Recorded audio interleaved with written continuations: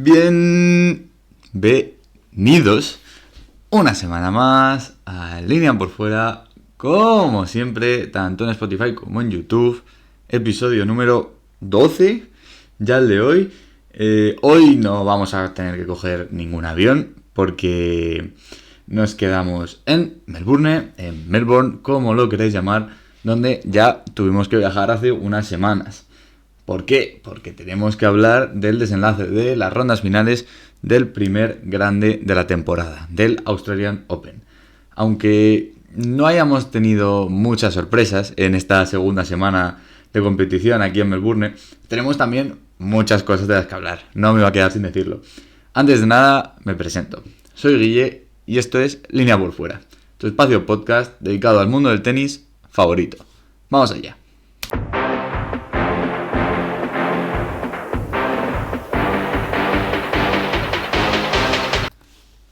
Retomamos la acción, seguimos donde lo dejamos la semana pasada, en la ronda número 4, en los octavos de final. Lejos quedan ya las sorpresas, la lesión de Nadal, las derrotas de Ruud, de Fritz, etc. Y otros partidos como el de Murray y Kokinakis en segunda ronda de casi 6 horas, que acabó a las 4 de la mañana. Bueno, de todo ello ya hablamos la semana pasada. Si queréis repasarlo, os invito a ver ese episodio número 11 de Línea por Fuera, porque este torneo es tan grande que hemos necesitado varias semanas para recopilar todo lo que ha ocurrido, toda la información, todos los partidos, todo lo que ha pasado. No me gustaría volver a los pronósticos que hice hace 2 semanas primero y también hice la semana pasada, donde puse a Rune como campeón, evidentemente a modo de broma. Me puede gustar Rune, Rune puede dar la sorpresa, pero hombre, personalmente no pensaba que fuese a ser el campeón que pensaba que iba a ser, lo tenéis en el episodio 10 y como sabéis era Djokovic. También ponía Medvedev, también ponía muchas cosas que al final no han ocurrido. Evidentemente es muy difícil pronosticar un torneo donde hay 128 participantes en el cuadro final. Pero bueno, a mí me gusta hacerlo porque al final es también gracioso ver cómo te puede sorprender y cómo de lejos puedes estar a pesar de todo el tenis que veas y todo lo que sabes en función de cómo viene cada jugador y lo que crees que va a pasar. Es muy difícil predecir los resultados, sobre todo al principio de un torneo tan grande con 7 rondas, sin ir más lejos. Bueno, voy a dejar de enrollarme porque aunque hoy no haya más de 100 partidos de los que hablar, como había la semana pasada, hay partidos súper importantes y espero que no se me escape ninguno de los detallitos que tengo pensado comentar en el día de hoy. Lo dicho, ronda de octavos de final. Empezamos por el principio, empezamos por la parte alta del cuadro.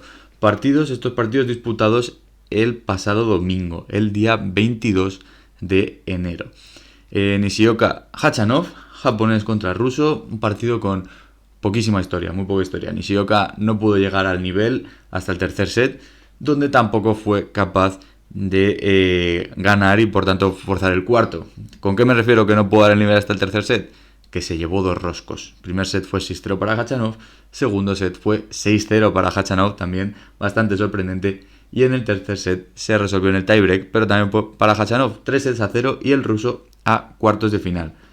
Hurkacz Korda, polaco contra estadounidense, un partidazo, con todas las letras y en mayúsculas. Tuvo que decidirse en el match tiebreak a 10 puntos en el quinto set.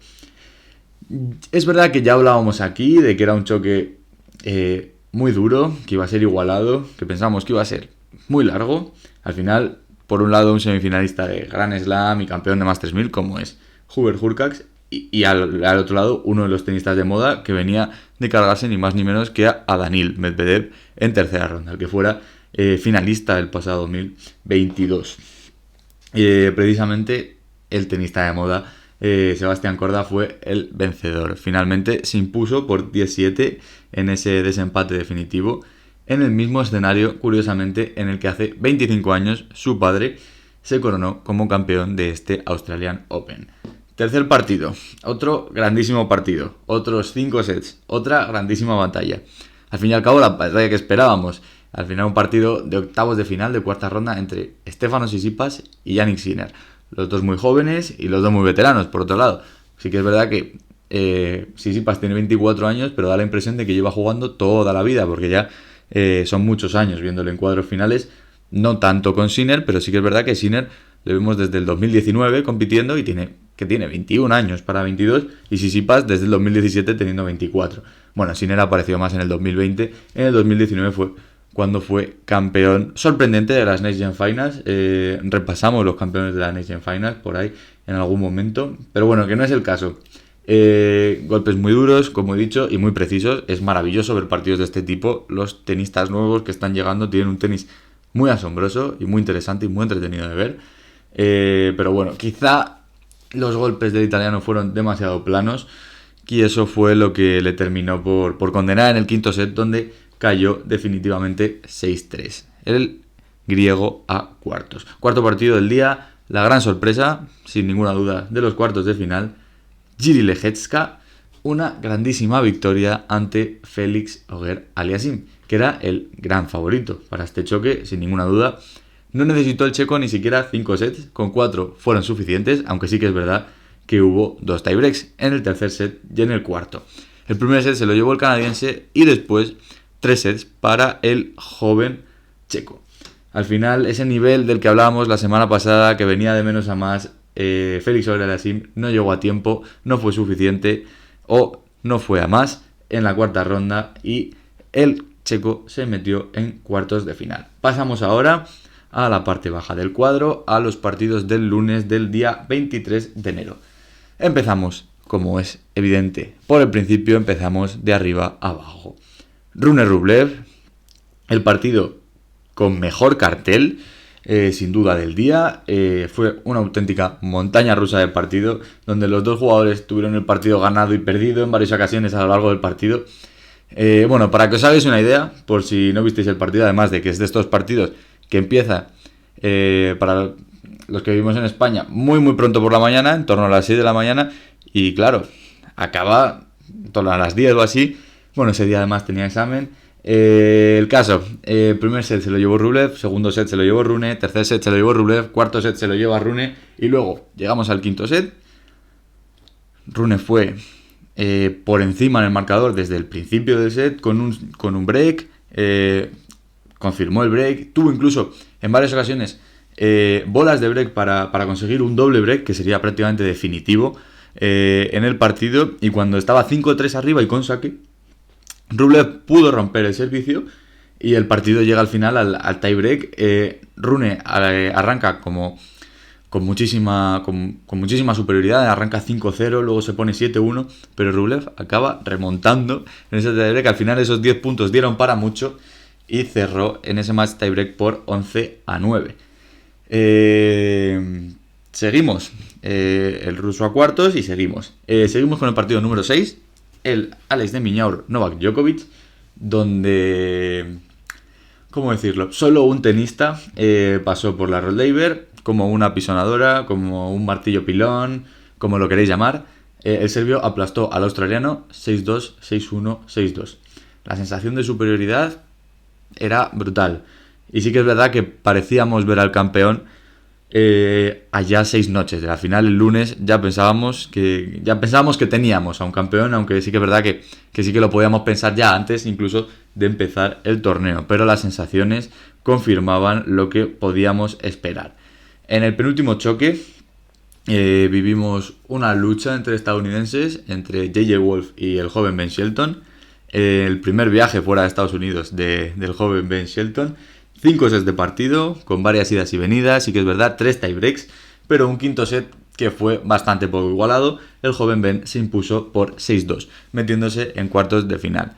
Sí que es verdad que este partido era quizá el menos apetecible por nombres, pero fue un gran partido. Y es un partido que si te toca verlo, no te aburres y no te parece malo. Te lo puedo asegurar. En el último partido de esta ronda, ¿qué vivimos? Vivimos un partido un poco extraño. Sí que es verdad que un poco extraño entre Tommy Paul y Roberto Bautista.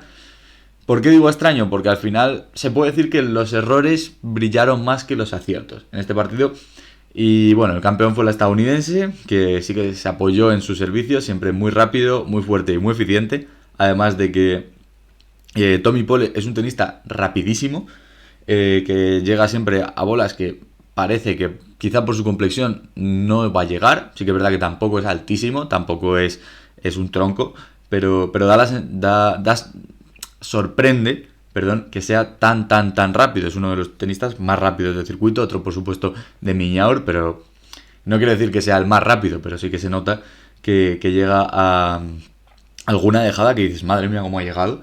Pero bueno, ganó en 4 sets y también la curiosidad de que en el punto de partido le sonrió la suerte con esos típicos golpes que toca la cinta y se cae muerta al otro lado de la red.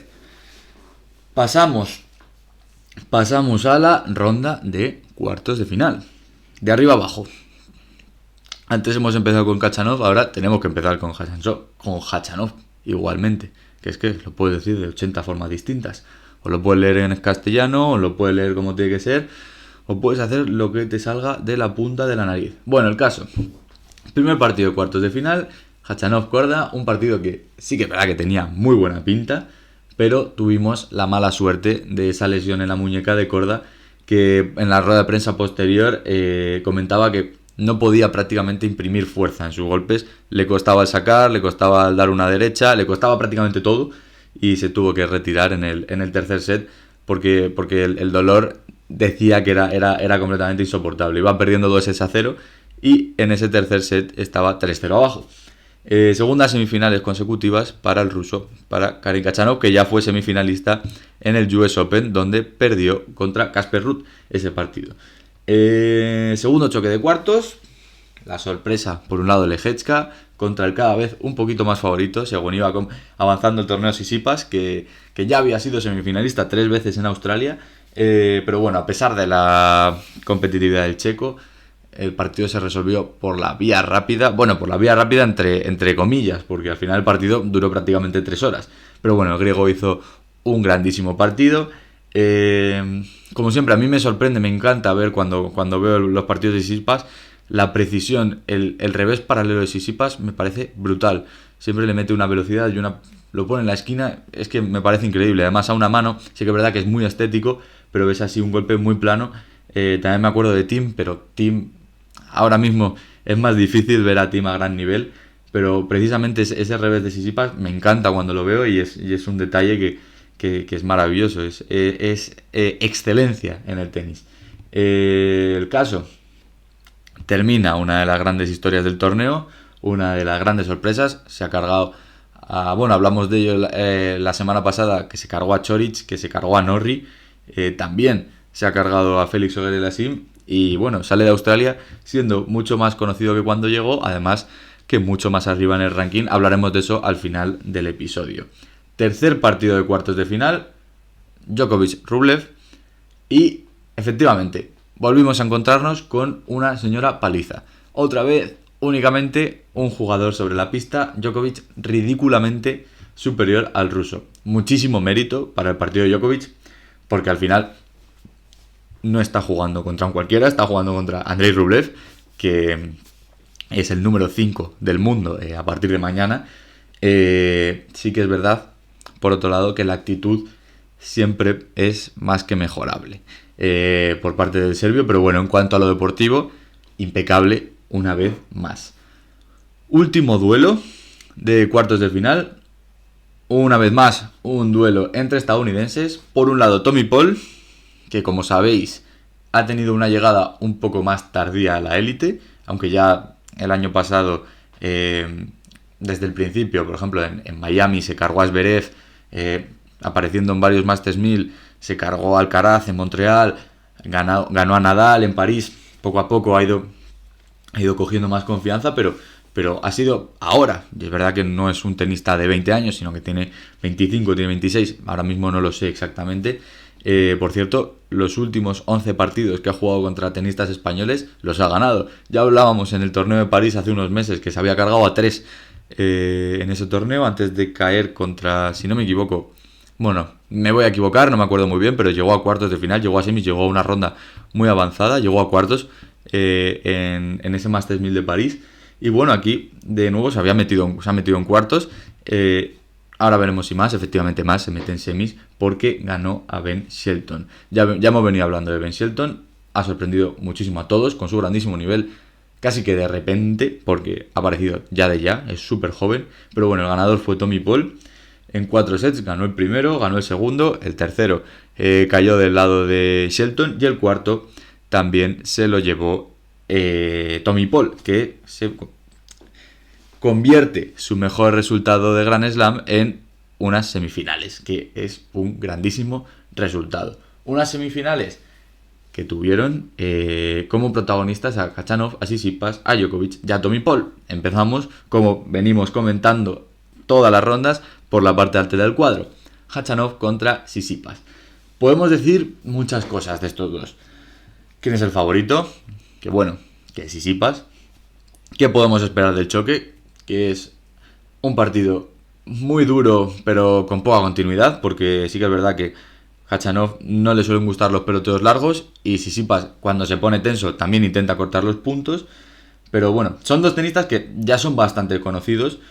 También los dos han tenido historias polémicas y los dos han ganado torneos Masters 1000. Pero bueno, el griego sí que es verdad que se ha mantenido más arriba, por supuesto, y durante más tiempo en la máxima élite, aunque es más joven. También, por otro lado, el griego ganaría el partido en 4 sets, pero no sin sufrir. Tenía el partido bastante controlado, por así decirlo, aunque no quiero decir que estaba metiendo 6-0, 6-0, había ganado los 2 primeros sets, y en el tercer set estaba dominando en el marcador, tenía un break arriba, y al final perdió en el tiebreak ese tercer set, pero pudo imponerse definitivamente en el cuarto set y lograr una nueva final en Grand Slam, como la que consiguió en 2021 en Roland Garros, donde perdió en 5 sets ante Djokovic, tras ir ganando por 2-0. En la otra semifinal, la historia fue prácticamente nula una vez más en un partido de Djokovic. No sorprende a nadie eso, por otro lado. Pero bueno, no por esperado deja de ser noticia. Ha sido muy superior en cuanto a tenis a todos y a cada uno de los tenistas a los que se ha cruzado, con los que se ha cruzado, en este torneo. En esta ronda, en la ronda de semifinales, Tommy Paul sí que es verdad que pudo reaccionar el primer tirón del serbio, remontando un 5-1 y saque hasta el 5-5 en el primer set, que luego se le escapó con 2 errores muy tontos, pero bueno, a partir de ahí no pudo más. A partir de ahí, al final, el salto de nivel era demasiado grande para un partido de estas características, semifinales de Grand Slam. Al final, quizás se le hizo muy grande la pista también a Tommy Paul, aparte del rival, que también es mucho y se puede hacer muy grande en estas situaciones. Y el rival, que era Djokovic, se mete en su final número 10 en Australia. En el Australian Open. Había ganado las 9 anteriores. Gran final. Tsitsipas contra Djokovic. Dos grandes nombres del tenis mundial en la actualidad, evidentemente. Cabezas de serie número 3 y número 4 de este torneo respectivamente. Número 3 el griego y número 4 el serbio. El griego, por un lado, lucha por su primer Grand Slam, mientras que el serbio por igualar a Nadal en Grand Slams con 22.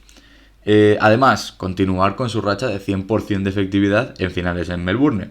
Además, seguir con su racha de partidos ganados en Melbourne, que se extiende ya desde que perdiese en octavos de final contra Hyun Chung hace ya 5 años.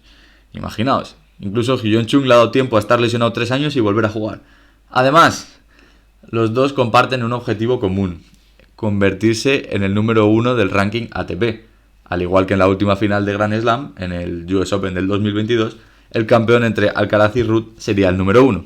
Un número 1 que al joven murciano, a Carlos Alcaraz, le ha durado desde el 11 de septiembre, día posterior a la final del US Open, hasta mañana lunes, día posterior de la final del Australian Open. Además, es un duelo que en los últimos tiempos hemos visto muchas veces.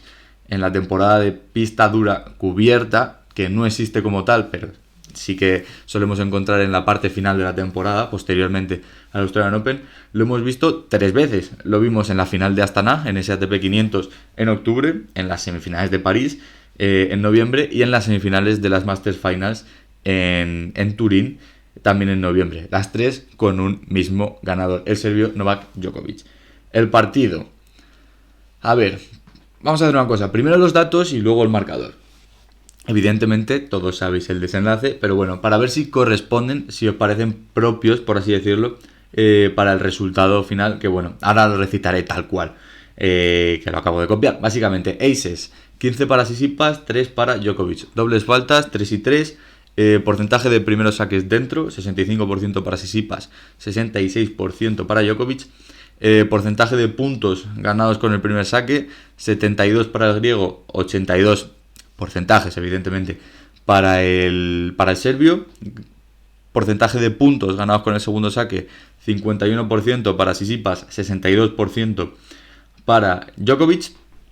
Puntos de break, 1 de 3 para Tsitsipas, 2 de 5 para Djokovic. Winners, 40 para Tsitsipas, 36 para Djokovic. Errores no forzados, aquí está la grandísima diferencia, 42 para Tsitsipas, únicamente 22 para Djokovic, que como siempre sabéis hace muy pocos errores. Es muy difícil verle hacer errores no forzados de forma regular. Puntos ganados en la red, 12 de 17 Tsitsipas, 10 de 15 Djokovic. Puntos totales, 94 Tsitsipas, 112 Djokovic. También otro detalle, que Tsitsipas no fue capaz de ganar 2 juegos seguidos en ningún momento del partido. Djokovic fue capaz de encarrilar 3 juegos seguidos en varias ocasiones. El resultado final fue 6-3, 7-6, 7-6. A ver, he metido toda la hoja estadística, bueno, las estadísticas principales, porque además de ser uno de los top 5 partidos más importantes, por así decirlo, de toda la temporada, para mostrar también cómo al fin y al cabo, sí, en el resultado tú puedes ver Djokovic 3, Tsitsipas 0, 3 sets a 0, sí, pero bueno, 2 sets se resolvieron en el desempate, en el tiebreak, y al final siempre las diferencias pueden ser mínimas, porque sí, han quedado 3-0, pero también lo puedes ver 112-94, que son los puntos totales. Evidentemente, el tenis no funciona así, ¿vale? El tenis no funciona por puntos totales. Tú puedes ganar más puntos en un partido y perder el partido. No sería la primera vez que ocurre. El tenis se decide, se puede decir que se decide en esos momentos clave. Y las diferencias en partidos de este nivel deberían ser siempre mínimas. Sí que es verdad que Djokovic venía mejor y que Djokovic ha jugado mejor. Sí.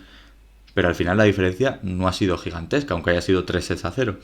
Sí. Al final, ¿por qué ha sido 3 sets a 0? Pues puede ser porque hay 11 años más de experiencia por parte de Djokovic que de Tsitsipas, la confianza mientras va pasando el partido y ves que vas ganando, la consistencia de los golpes, que a pesar de que vayan pasando las horas, la velocidad de mi golpe sigue siendo la misma. Por ejemplo, a mediados del tercer set ponían una estadística en la retransmisión del partido que era la media de la velocidad del golpe de derecha de los dos tenistas, y salía Djokovic, primer set 133, segundo set 134, tercer set 134. Tsitsipas, primer set 134, segundo set 131, tercer set 128. Eso también influye y contribuye a decantar la balanza que lleva una vez más a la cima a Novak Djokovic.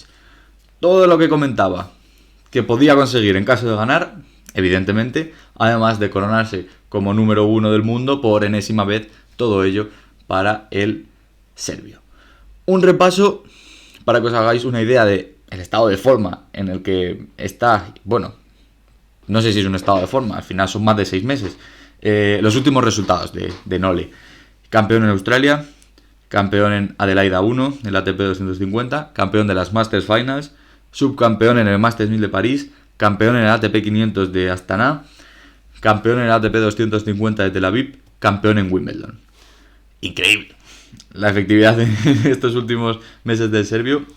Sí que es verdad que quizá era demasiado favorito para el torneo, a la mínima a la que el físico le respetase y estuviese al 60-65%. No voy a entrar en si la lesión es real o no, porque ha habido muchísima polémica. El propio Djokovic ha estado muy enfadado cuando le han preguntado, tirando algún dardo quizá dirigido a algún compañero de la profesión que pueda ser Nadal.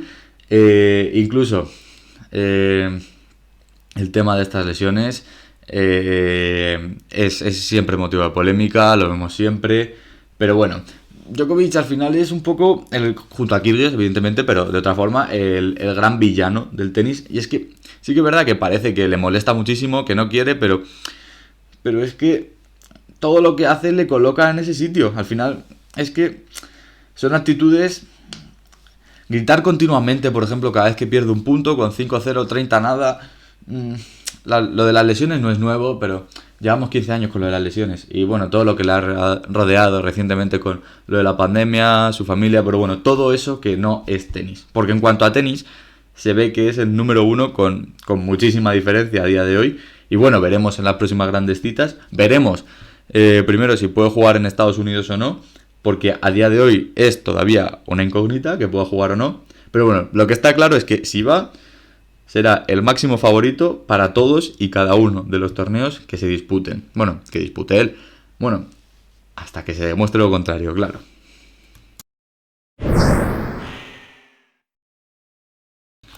Y antes de finalizar con esta entrega, con la que cerraremos definitivamente esta cobertura especial del primer Grand Slam de la temporada, con este cierre de la temporada, por así decirlo, entre comillas, de Oceanía, bueno, de Australia y del ATP 250 de Auckland, en Nueva Zelanda, vamos a repasar cómo queda situado este ranking ATP en la parte de arriba y en la parte de no tan arriba, para ver dónde quedan situados los jugadores que han dado la campanada en este torneo. Lejeska, Ben Shelton, Tommy Paul y Kachanov también, por supuesto. Número 1 del mundo, Djokovic, 7.660 puntos. Alcaraz, número 2, 6.730 puntos. Número 3, Stefanos Tsitsipas, 6.230 puntos. Número 4, Casper Ruud, 5.800 puntos. Número 5, Andrei Rublev, 4.280 puntos. Número 6, Rafa Nadal, baja hasta el 6, 3.805 puntos. Número 7, Félix Auger-Aliassime, 3.715 puntos. Número 8, Fritz, 3.420 puntos. Número 9, Rune, 3.056 puntos. Y número 10, Hurkacz, 3.005 puntos. Más cositas. Khachanov sube al número 13 del ranking y se queda a un solo puesto de Medvedev, que ha caído al número 12. Tommy Paul sube hasta el número 19 del mundo, sube 16 puntos con esos puntos que ha conseguido en la semifinal. Korda da otro saltito hasta el número 26 del mundo, ya está en condiciones de ser cabeza de serie en torneos, aunque bueno, veremos si la muñeca le tiene fuera de las pistas mucho tiempo. Lejeka sube 32 puestos, ni más ni menos, hasta el puesto número 39 del ranking ATP, grandísimo el salto del checo. Ben Shelton sube 43 puntos y se mete 43 puestos y se mete en el top 50 como número 46 del mundo con 954 puntos. Para que os hagáis una idea de la importancia del torneo en cuanto a puntos, voy a recordar un momento cuántos puntos se ganan en función de la ronda que se alcance. Campeón 2.000 puntos, subcampeón 1.200 puntos, semis 720 puntos, cuartos de final 360 puntos, octavos de final 180 puntos, tercera ronda 90 puntos, segunda ronda 45 puntos y primera ronda 10 puntitos. Además, los premios económicos, que son prácticamente astronómicos en comparación con muchos de los torneos pequeños, por así decirlo, del circuito. O sea, al final, meterse en segunda ronda de este torneo, que sería algo así como meterse entre los 64 mejores del torneo, aporta en torno a unos $100.000 al cambio estadounidense, claro. Lo que facilita a muchos tenistas que no son del máximo top, del máximo nivel, a poder viajar alrededor de todo el mundo con su equipo a lo largo de la temporada. Por ello siempre, muy probablemente lo hayáis escuchado, a lo mejor no, se busca romper esa barrera de la primera ronda en Grand Slam, porque la diferencia entre caer en primera y caer en segunda es gigantesca.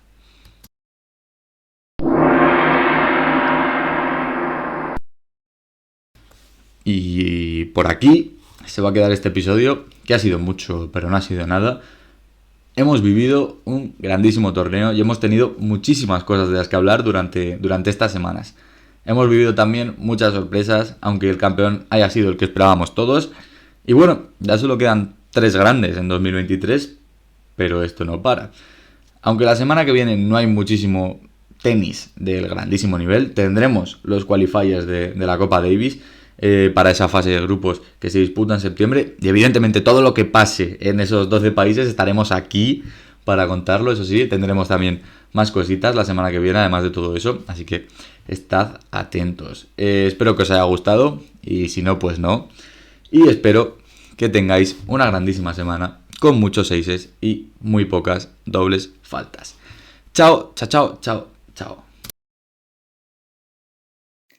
Línea por Fuera podcast en Spotify y YouTube.